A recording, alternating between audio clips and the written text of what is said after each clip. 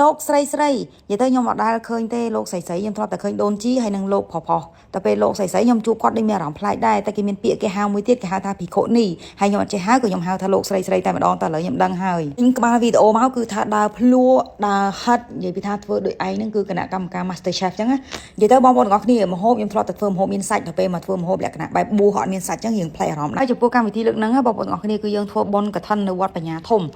ឈ្មោះវត្តនេះគឺអត់ខុសទេបងប្អូនទាំងអស់គ្នានិយាយពីថាសូម្បីតែចក្រាននេះក៏ធំដែរដើរចង់វែងបងប្អូននិយាយពីថាធំឬធំបងប្អូនអើយដើរចង់វែងមែនតាហើយពួកខ្ញុំទទួលព័ត៌មានថាអ្នកចូលរួមប្រហែល400នាក់តែទៅពេលមកមែនទែនលោកព្រះហើយឡើងជិត1000នាក់ហើយខ្ញុំមកនេះគឺតាមរយៈបងវិលៀមនៃគាត់ព្រួយផ្ដើមក្នុងកម្មវិធីនេះផងដែរហើយមកនេះមិនមានតែក្រុមខ្ញុំទេមានក្រុមគេផ្សេងទៀតដូចបងប្អូនឃើញដែលខ្ញុំថតវីដេអូនឹងឲ្យមើលចឹងណាហើយអ្នកខ្លះទៀតគឺគាត់ធ្វើផ្សិតបំពងជើងផ្សិតអីចឹងនេះដូចបងប្អូនឃើញមិនជើងផ្សិតទេផ្សិតភ្លឺមន់អ្នកខ្លះគឺដុតភីហ្សាអីចឹងទៅអ្នកខ្លះគឺគាត់ចំហុយនំប៉ាវអីចឹងណានិយាយទៅគឺមានម្ហូបចម្រុះតែម្ដងនៅហ្នឹងនិយាយទៅក្រុមគេធ្វើនេះយើងធ្វើនោះចឹងទៅខុសគ្នាហើយយើងទៅ set up ជាមួយគ្នានៅលើតុ buffet អញ្ចឹងបងប្អូនគាត់ចាប់ញ៉ាំអីញ៉ាំទៅហើយឆាបន្លែគ្រប់មុខនេះគឺ favorite ខ្ញុំតែម្ដង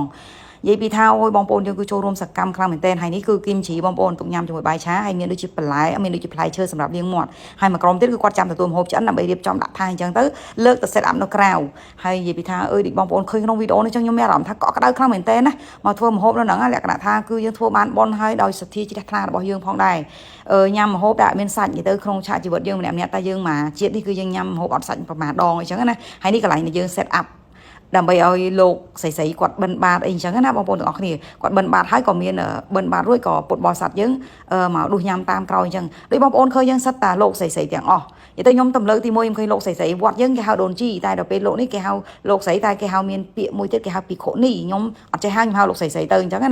នេះដល់វគ្គពុតបរិស័ទយើងដួសម្ហូបញ៉ាំអញ្ចឹងណាហើយបន្ទាប់មកពីរួចការងារបន្តិចក៏ខ្ញុំឆ្លៀតដើរថត review ជុំវិញវត្តនេះឲ្យបងប្អូនឃើញតិចចំពោះអ្នកដែលគាត់ធ្លាប់មកអញ្ចឹងណាអ្នកដែលធ្លាប់មកស្រុកចិនមកដល់នេះមានអារម្មណ៍ថាយើងដូចទៅភពផ្សេងមួយទៀតដូចមកដល់ស្រុកចិនហ្នឹងគឺស្អាតខ្លាំងមែនទែនហើយខ្ញុំថតលបងវត្តឲ្យមើលបងប្អូនអើយគឺធំខ្លាំងមែនទែនហ្មងលក្ខណៈថាសិតតែថ្មភ្នំហើយដីវត្តហ្នឹងចំនួនខ្ញុំសួរគេថា26ហិកតាខ្ញុំថាអូគឺធំខ្លាំងមែនទែនអញ្ចឹងតើបងប្អូនអាចមកលេងវត្តហ្នឹងបានគឺមានអារម្មណ៍ថាប្លែកអារម្មណ៍ខ្លាំង